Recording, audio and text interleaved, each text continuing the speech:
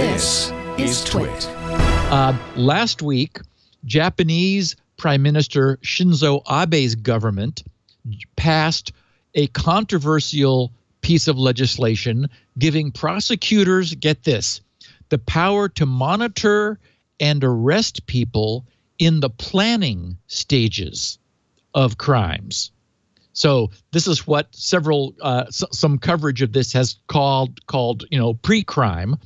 After an all-night legislative session in Tokyo, lawmakers who were deliberately delayed by the bill's opposition finally voted to pass the so-called anti-conspiracy bill, controversial legislation that gives prosecutors the power to monitor and arrest people in the planning stages of crimes.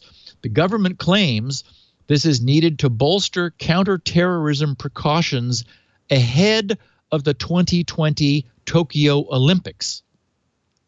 Under the bill, terrorist groups or criminal organizations could be punished for the planning of, and I thought it was amazing that there was a number put on this, 277 different crimes.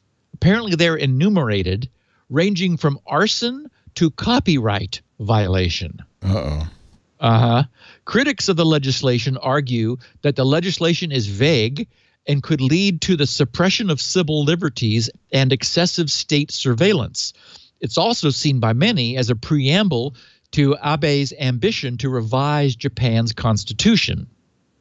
Commenting about this, a professor of political science at the Sophia University in Tokyo was quoted saying, "This fits Abe's agenda in the run-up to a prospective national referendum on constitutional revision and Japan's possible involvement in future wars.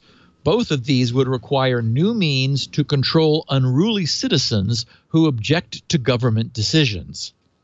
So, yeah.